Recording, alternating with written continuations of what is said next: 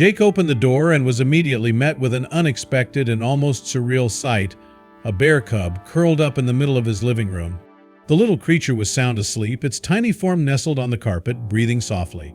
At first, Jake thought he might be imagining things. How could a bear cub have found its way into his home, so deep in the forest? But it was real, and Jake's initial surprise quickly shifted to concern.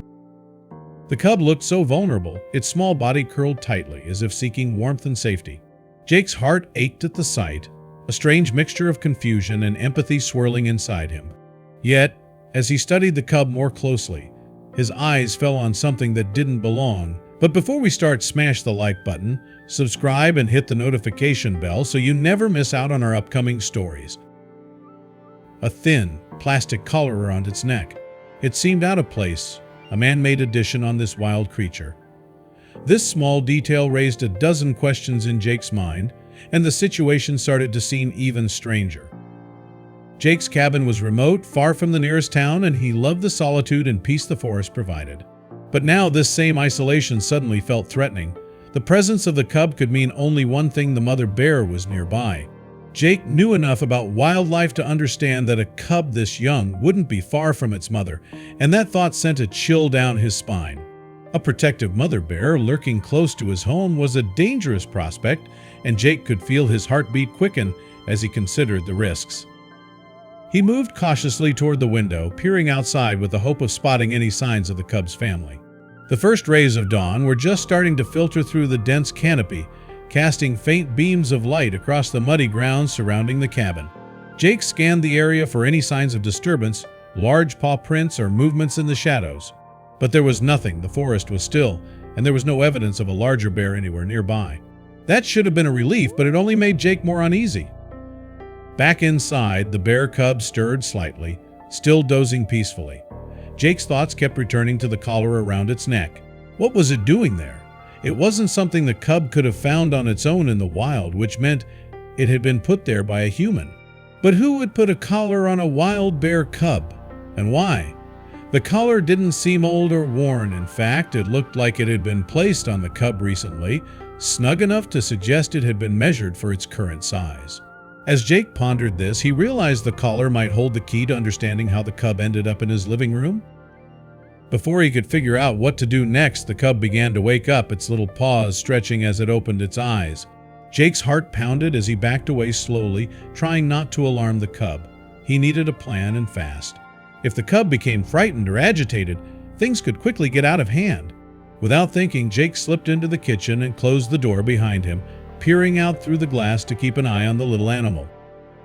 He felt torn. The cub was obviously young, vulnerable, and probably scared, but it was still a wild animal capable of reacting unpredictably.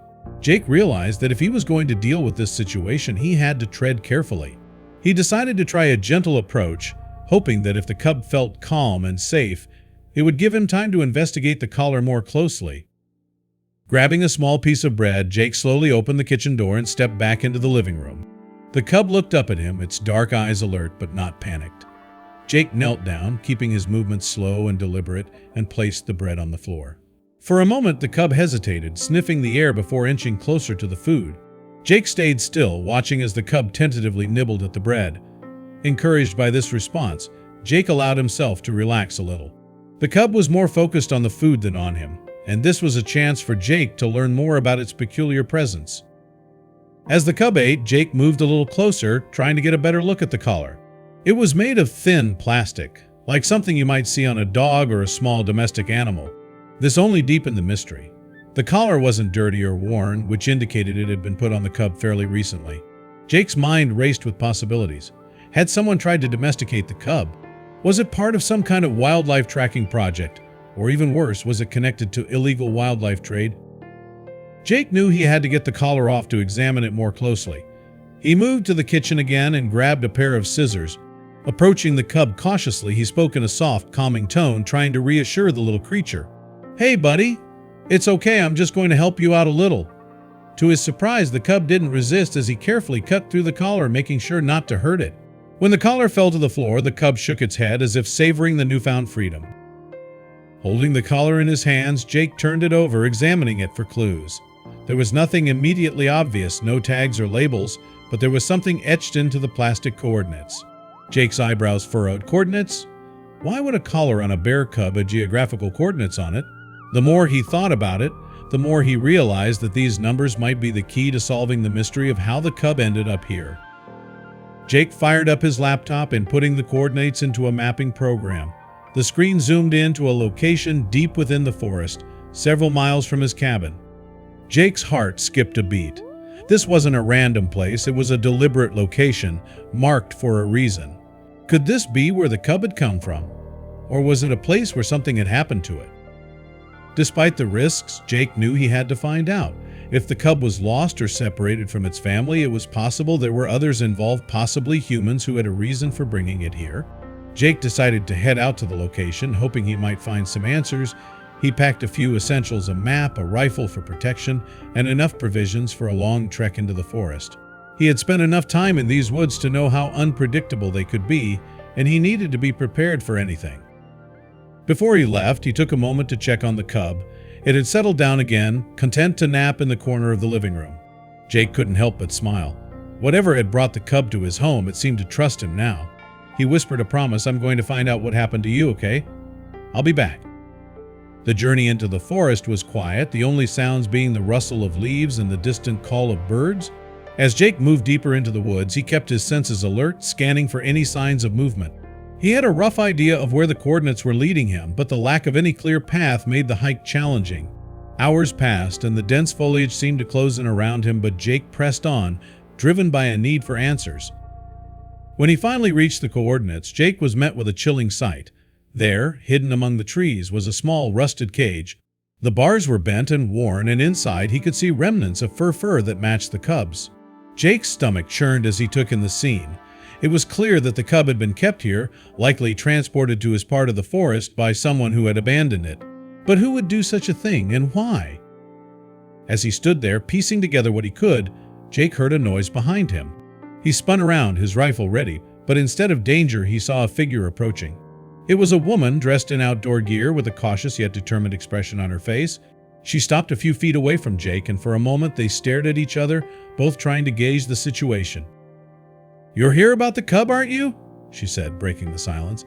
Jake was taken aback but nodded. "How did you know?" he asked, his voice edged with suspicion. The woman sighed, her shoulders slumping a little. "Because I'm the one who brought it here," she confessed. She introduced herself as Sarah, a volunteer with a local wildlife rescue service. As they talked, she explained that the cub had been taken from its natural habitat by a misguided activist who thought they were saving it from harm. The activist had meant well but lacked the knowledge to care for a wild animal, and the cub had been in poor condition by the time Sarah's organization found out about it. They had been trying to track down the cub ever since it had been released, hoping to rescue it properly and rehabilitate it before it was too late. Sarah had used the collar with the coordinates to monitor the cub's movements, but it had wandered farther than expected, leading it to Jake's home. She thanked Jake for taking care of the cub and explained that they had a plan to rehabilitate and eventually release it back into the wild, where it belonged. As Jake listened, he felt a wave of relief and gratitude. The mystery was finally unraveling, and he was glad the cub would have a chance to return to its natural habitat. He agreed to help Sarah and her team in any way he could, even volunteering to assist with the cub's care until it was ready to be released. The experience had opened Jake's eyes to the delicate balance between humans and nature, and he felt a renewed sense of purpose in protecting the forest he had always loved. The cub, still small and vulnerable, had brought Jake into a situation he never expected, but it had also reminded him of the resilience of the wild and the importance of preserving it. As he and Sarah headed back to the cabin, Jake looked over at the cub, now safe and in good hands, and felt a warmth in his chest. Maybe this was just the beginning of a new chapter for all of them.